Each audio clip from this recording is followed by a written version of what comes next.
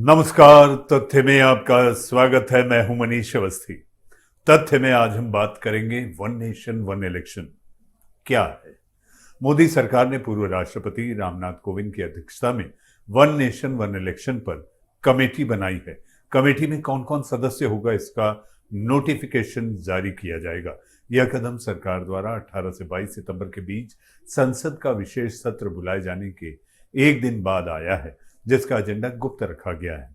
बीते कुछ वर्षों से प्रधानमंत्री नरेंद्र मोदी ने लोकसभा और राज्य विधानसभा चुनावों को एक साथ कराने की वकालत मजबूती से करते आए हैं। अब इस पर विचार करने के लिए रामनाथ कोविंद की जिम्मेदारी यानी कि उनको ये जिम्मेदारी सौंपने का निर्णय लिया गया है। चुनावी दृष्टिकोण के मेजबान के रूप में सरकार की गंभीरता को प्रदर्शित करता है।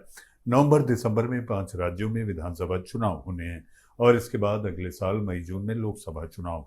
जी हाँ, एक देश एक चुनाव के क्या है लाभ, ये जानिए। एक देश एक चुनाव यानी कि वन नेशन वन इलेक्शन की वकालत खुद प्रधानमंत्री नरेंद्र मोदी कई बार कर चुके हैं। इस बिल के समर्थन के पीछे सबसे बड़ा तर्क यही दिया जा रहा है कि इससे चुनाव में खर्च होने वाले करोड़ों रुपए बचाए जा सकते हैं। पैसों की बर्बादी से बचना, जी हाँ, ये इसका मुख्य उद्देश्य। प्रधानमंत्री नरेंद्र मोदी कई मौकों पर वन नेशन वन इलेक्शन की वकालत कर चुके हैं। इसके पक्ष में कहा जाता है कि एक देश एक चुनाव बिल लागू होने से देश में हर साल होने वाले चुनावों पर खर्च होने वाली भारी धनराशि बच जाएगी। बता दें कि 1951-52 लोकसभा चुनाव में 11 करोड़ रुपए खर्च हुए थे, जबकि 2019 लोकसभा चुनाव में 60,000 करोड़ रुपए की भारी भरकम धनराशि खर्च हुई थी। पीएम मोदी कह चुके हैं कि इससे देश के संसाधन बचेंगे और विकास की गति धीमी नहीं पड़ेगी। बार बार चुनाव कराने के झंझट से छुटकारा मिलेगा। एक देश एक चुनाव के समर्थन के पीछे एक तर्क ये भी है कि भारत जैसे विशाल देश में हर साल कहीं ना कहीं चुनाव होते रहते हैं। इन चुनावों के आयोजन में पूरी की पूरी स्टेट मशीनरी और संसाधनों का इस्तेमाल किया जाता है। लेकिन यह बिल लागू होने से चुनावों की बार बार की तैयारी से छुटकारा मिल जाएगा। पूरे देश में चुनावों के लिए एक ही वोटर लिस्ट होगी, जिससे सरकार के विकास कार्यों में रुकावट नहीं आएगी, ना ही रुकेगी विकास कार्यों की गति।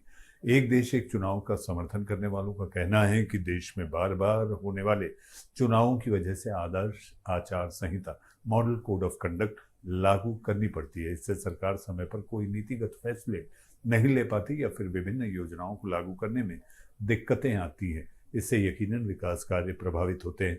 काले धन पर लगेगी लगाम, जानिए तथ्य है। एक देश एक चुनाव के पक्ष में एक तर्क यह भी है कि इससे काले धन और भ्रष्टाचार पर रोक लगाने में मदद मिलेगी। चुनाव के दौरान विभिन्न राजनीतिक दलों और उम्मीदवारों पर ब्लैक मनी के इस्तेमाल का आरोप लगता रहा है, लेकिन कहा जा रहा है कि यह बिल लागू होने से इस समस्या से बहुत हद तक छुटकारा मिलेगा। एक देश एक चुनाव से क्या हो सकते हैं नुकसान, तथ्य जानना जरूरी है।